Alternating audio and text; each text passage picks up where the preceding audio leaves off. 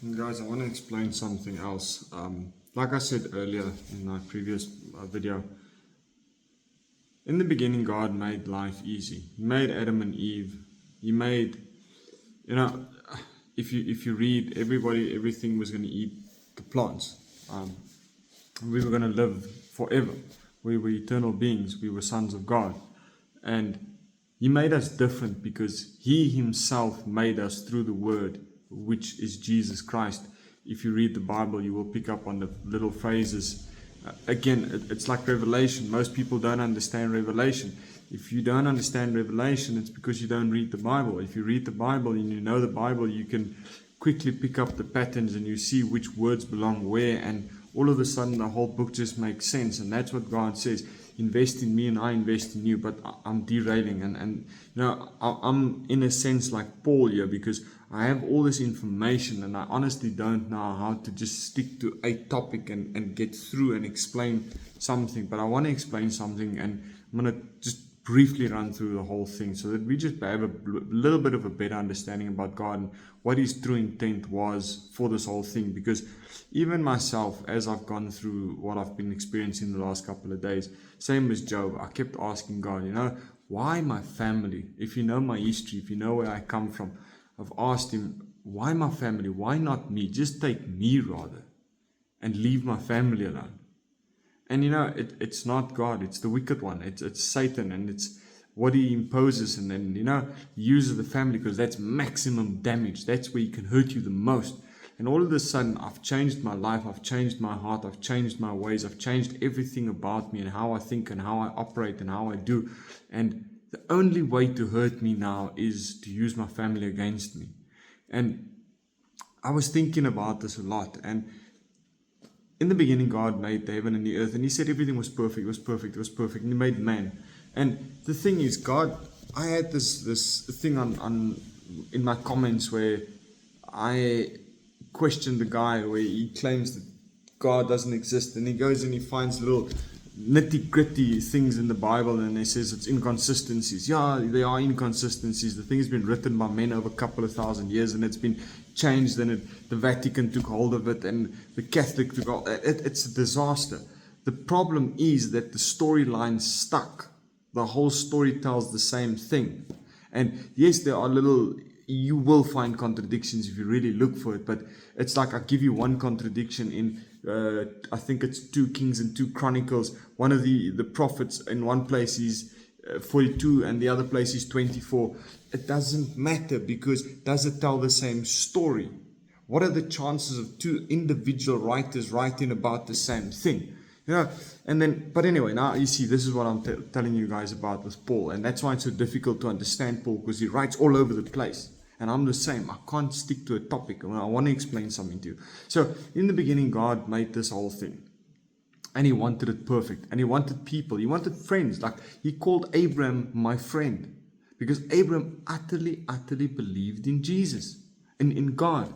And Jesus and the Spirit. Because God, through the Son, is manifested in this by the Spirit, and that's why the 3 entities are one being at the end of the day. They have the same mind, they have the same conscience, they have the same everything. It's the Trinity. That's why they call it the Trinity. But nevertheless, see, there I digress again. So God made this thing, and He wanted to be with man, with His creation, who had free will to do whatever they wanted. And all He did is He created one tree, the tree of forbidden fruit of knowledge. And look at what knowledge has brought us. Let's be honest. The seas are dying. The world is in a dire state. Because what do we do with knowledge? We build bombs. We kill people. We build ammunition. We don't expand farms and make it better and get rid of poverty. Because, by the way, I've studied all of this. I've looked at every single problem that we have in life. And there's an answer to all of this. But because of power, money, and greed, we can't fix the problems. Because 10% or 20%, I'm digressing again, but I must say this. 20% of the world's finances, the world's wealth, or 80% of the world's wealth sits with 20% of the people. It's wrong. And that's why Jesus warned about the Pharisees. He said, woe unto you Pharisees, woe unto you scribes, and woe unto you lawmakers, for you have created a burden for the yet to be born. Think about that. And then he explains why, but digressing. But anyway, so he made this earth. And then he's got this creation. And now he can dwell with them freely because God is utter love and peace. And he just is kindness itself. That's what he is. That's who he is. And oh yes, he is angry. He does have wrath. Because we are disobedient. So think about it. If you have children and they simply do not listen, what do? Do you just keep saying, it's fine. It's fine. No, we don't. We don't. And that's why God gets upset. And that's why he's so angry with us. Because he really loves us and he wants us to love him as much as he loves us. And what do? We use his consciousness to create havoc. Havoc. Not good. But anyway, digressing again. So he makes this thing where he can have dwelling place with us and he can walk with us and he can spend good time. He is ultimately the Alpha, the Omega, the beginning, the end. We cannot comprehend what he is. But he chose to spend time with us. And by the way, Jesus writes about this. He says, and by the way, you're not my only sheep. There's other sheep. So who knows what that is? But anyway, digress again. You see, like Paul, it's difficult. But anyway, let me try and stick to this topic now. So he makes this place, earth, where he can dwell with us. He puts all the sin in one place because that knowledge leads us to damnation. Because and that's, by the way, why he leaves us to do this. Because we are so stubborn and we can do this. We don't need him. We can do this. Like he told me with everything I've achieved. Where did you get that, George? You didn't get it from me. You did that. You did this. Maybe that's why I am where I am. He's maybe going to take all of this away from me so that I can learn to trust in him and he will give me what I need. Maybe that's where it's going to lead. I don't know. But anyway, so he gives us this beautiful earth. He gives us the animals. They were kind.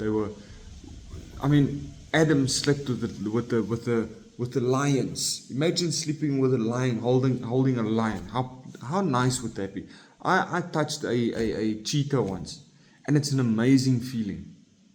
So just imagine walking with all the wild animals, and you can just enjoy this life without slaughter and like without being caned. And so, but anyway, and then he says, I give you freedom, just don't eat of this one tree. One tree. And then we will have a splendid time. And what do we go to? The I in idolatry, because I also want to know what you know. I can also eat of this and have all the wisdom and all the knowledge. And look at where we are.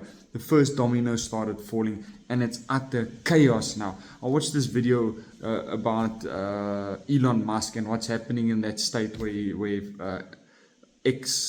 Twitter, whatever it's called the zombie state. Look at what the people are looking like. I don't know what they're using. It's crazy, man. I drive in Cape Town. I see how many people are homeless. I see all the people walking up and down the streets. It's utter chaos everywhere. This is not our intended life. So he puts this tree there and he says, like, here's the tree of life, eat of this, and have anything in this garden, but just stay away from the one thing. And we couldn't do that. So instead of right there deciding, Mr. Dictator, because I am the Alpha, the Omega, I can just wipe this whole little thing off the map and recreate it and let's start over again. And just think about this for a second. Because now he has all the angels in heaven. He has Satan, who's now caused this whole thing, and a third of the angels have now decided to side with Satan on this. What does he do? Right there in Genesis 3, he says to Satan, out of you and this woman's seed. So think about this. Now they've sinned, so their DNA structure, something changed. And by the way, go look at CRISPR. It's a gene editing system that we are busy with. We are going to create things that you don't want to know is coming. That's what we're going to do.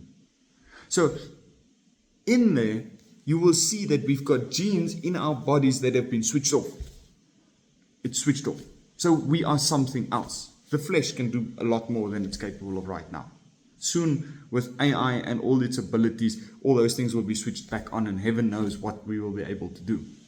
But anyway, so we've now changed. So because of sin, so the coding has now changed in our DNA, now switched off, we're naked, we see, they don't look the same. So something physically changed, and if you don't see that, you don't want to see the truth.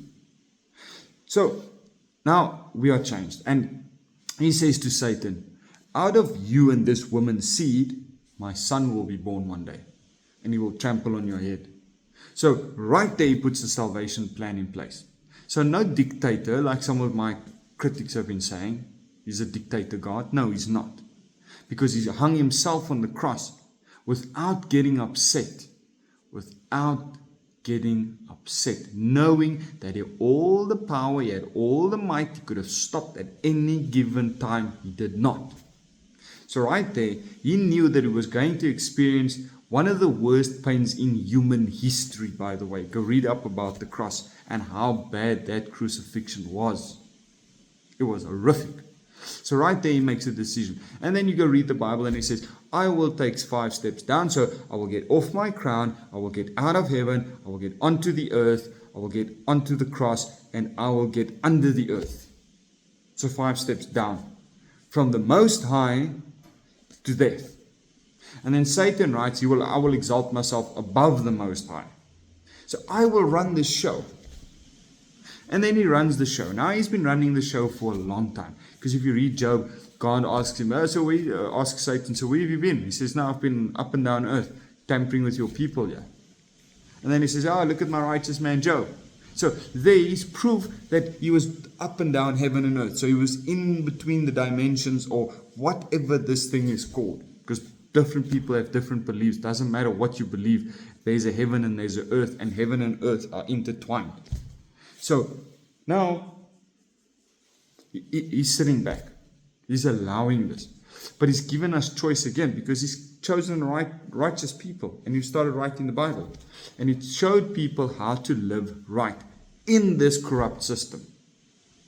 Choice. Because he wants us to love him. And if you love him, you obey him. So people say, but it's a dictator. Okay, so if you love your wife, will you obey? So yes, of course you will. If your wife loves you. And that's why Jesus makes this thing a marital covenant. That's why he keeps talking about it. And that's why he says, you adulterous generation. Because we sinned against God so that Jesus could die on the cross for us. Die so that we can make a new covenant and don't commit adultery against him anymore. Meaning, start on a clean slate, and he cleanses us, and we take on his body, and we sin no more. Or strive to that extent at least. And he says he knows our hearts. But anyway, digressing again. So, right there he says this is what he's going to do. So now Satan is making all of this maracas here. And God, and Satan keeps trying to derail God's plan. And all the angels and everybody that he says they are principalities and powers in higher places. And he talks about the 70 elders and the meeting that they had. If you read the Bible, you will pick up on this. So, now, eventually, he comes down in the flesh. He himself, God, is a spirit. So, Jesus, his son, was the first. He's the Word. In the beginning, there was the Word and the Word. And read the Bible, you'll understand what I'm talking about. So, he himself experienced everything Jesus experienced. He himself. And now you read Jesus' temperament and there is no other being ever in existence. It's a unique individual, unique character. If you read the Bible, you will again understand what I'm saying. He was so calm. He never said a bad word to anybody. He's always kind. He's always good-hearted. He always turned the other cheek. Even when he was stoned, he simply ducked, knowing he's God at any single time. I mean, he could have looked at someone and he would have died. But he just walked and he got beaten. And like he says, you will get persecuted like the prophets before me, and he himself will be persecuted. So when you pick up your cross and follow Jesus, you will be persecuted. Because the evil one wants this thing that burns inside of you that Paul writes about, that he says, in those days when the creature inside will be released in all its glory. So something inside of us is different from this. This is a vessel. There's something inside us that we cannot see, that God sees. And that's the thing. He doesn't want black. He wants it light. He wants it to shine. So then, by the way, and Satan is walking the earth today. Because Jesus said it. If you believe Jesus is God, then you must believe what he says. I think he wrote it in Matthew 24 or Matthew 28. I can't remember, where he says, rejoice in the heavens because the devil has been cast out. And he says, woe unto the inhabitants of the earth because he's here now. So he's physically walking here like I don't know what he is. He says he's like a roaring lion looking for people to devour. But anyway, so now God himself hung himself, let himself hung on the cross. So Jesus said, I am doing this by my own free will. I'm not being forced to do this. And now, because Adam sinned, he brought death into the world. So meaning that we as men died. We still died. But now because Jesus was killed, a righteous man, sin free, he reversed that role. He took that death away. That's what he says in the word. That's what the whole thing was all about. Is to give you back your eternal life that was stolen from you the day you were born. And by the way, again, go look at, when I get to figure this software out, I'm going to show you all of this. When on conception, when the sperm and the egg meet, there's like an explosion happening in the spirit realm. That's when the soul enters the body for the first time. So, but anyway, digress again. So now, God put himself on that cross for us. So now we've reversed the roles of death. And all it is he gave us the 10 commandments in the Old Testament. And he said, they are my 10 commandments. He wrote it with his finger himself on stones, which he said, in the end, I will give you the Ark of the Covenant. I will open this thing up. You will see my 10 commandments in there. There will be the manna and a couple of other things. There's the blooming stick. I can't remember what it's called. But he says, I will show you these things. So if he wrote it with his own finger on the tablets, surely it must be important. And it's not to keep us away from the nice things in life. No. It's so that he can protect us so that we don't sin. And if we don't sin, evil cannot enter us. And he can look after us as his good children. But if you sin, you open the world up for iniquity. You open up badness to come to you. You open up the devil to enter with these evil spirits, which God speaks about. Hate, strife, variance. Paul writes about them all. So that's what you're allowing into your body when you sin. And those are the things. Now all of a sudden you don't respond, you react. Which is a big problem. Because you are not in control. Every time we react, we've lost control. Something else controlled us. I used to be like that. I used to be very bad. Very, very bad. I never, like I said, I had this teacher who said I was like an animal. I didn't have any response. I was just instinct. But anyway, digress again. So now, and then now, technology grows and grows and grows, and eventually we're going to find God. Because science is now starting to prove to us that evolution cannot be correct because it cannot explain the complexity of the coding behind everything. And the more we dig, the more we're starting to prove this. So now we have AI, and soon we'll have AGI, soon we'll have a quantum computer, and soon we'll know the truth. And then God will return. And then he's going to say to you, okay, so now it took you 6,000 years to figure this out yourselves. I told you in the beginning you should have listened to me. And that's why he says, I will open the books, the book of life, and you can read through it. And you will see why people did not make this. Because now at the end of this, when all judgment and everything is finished, he's now done with this. And guys have been cast into hell, and the handful have now been selected for the new heaven and the new earth, which he says he will create. And if you believe in God, then you believe He's going to do that because it's in His Word. And Jesus is the Word. So, at the end of this, think about this now. When after we've now all seen everybody's sins and why people made it and why people didn't make it, we are now in the new life. Guys, the wicked have been cast into hell, and there's only a handful of righteous people left over. So let's say there were how many billions, and there's now 1 billion left over. That 1 billion will live forever with God. Do you think them or the angels will ever want to sin against God again? I don't think so. I think who better to say that you get two types of people. You get a leader and you get a boss. A boss is someone that stands on the side and tell you, do this, do. A leader is someone that comes to show you by example. And that's somebody I would like to follow. I would like to follow someone that showed me how to be best. And that's what Jesus did. He showed us how to live your best life. That's the true gospel. That's what we're supposed to strive for. And that is what God's looking after, or that's what He's seeking after. He's seeking after people that do not buy into this earthly flesh lust, because Satan is in control of the flesh. We are a 3-part man, the Bible says. We are spirit from God. We are soul, which I believe is your psyche. It's who you are. And you are flesh, the vessel that lets you experience this thing called life. And he says the soul from God and the flesh are contradictory one to the other. They do not agree. Flesh wants one thing and the soul wants another thing. And the two cannot coexist.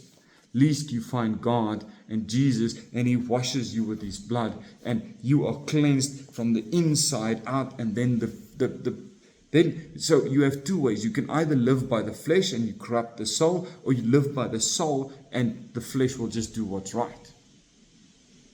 And that is what the whole thing is about. That's what the salvation plan is for. It's for the few people that honestly kept the commandments because they did not want to do wrong. They didn't want to disobey God. They wanted fellowship with God. They want eternal fellowship with God. So much so that they will change this speck of dust called life for eternal life, which God speaks about. So, sorry, this thing is so long again. But I needed to explain this, and hopefully you understand it the way I understand it. But that's how I've summed up the Bible, the way I've read it. And like I say to people, don't believe me, read it yourself, because that's the storyline from the beginning to the end. And how do you know that God is God? Is if He told you the end in the beginning. So in Genesis 3, He already told you how He's going to finish this. And now, at the end of this, when He closes the books and He says it's done, and a handful of people go to the new life, and the angels that have remained. By the way, we're going to judge the angels. So there's something inside of us that's different. God says He breathed His life into you. That's who we are. That's what's inside of us. That's why He says, live according to the Spirit and not according to the flesh. And you can only do that if you believe in Jesus. If you believe that He died for your sins, that you can kill this mortal body without having to die yourself, and then live a righteous life thereafter. So, guys, that is how I honestly understand this, and this is the only thing that makes sense to me as a person. And like I said, I never read the Bible from back to front, and then all of a sudden I started studying this, and God says, I open this. The more you invest in me, the more I invest in you. And that's what He wants. He doesn't want the lukewarm. He wants the on fire Christians. He says, if only you weren't hot, lukewarm, only you were hot or cold, but not lukewarm.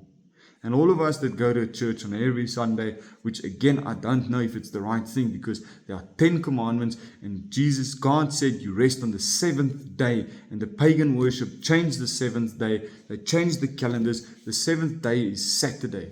Saturday is the 7th day. Why would we want to be deceived? Again, it's in the Bible, it's in the Word. And if you look this up historically, you find the things. You find where things have gone wrong. You find where the Catholic Church have been overthrown by the Roman Emperor. You'll find where the pagan stuff has been brought into to the gospel. Then all of a sudden, the whole revelation starts making sense. But that's the true story about God and the forgiveness that He's brought upon us, or that He wants us to buy into. Because He wants the souls, He wants them back with Him. We are His children, He's given it to us. It's that, guys, I hope you understand this. But this is how serious this is.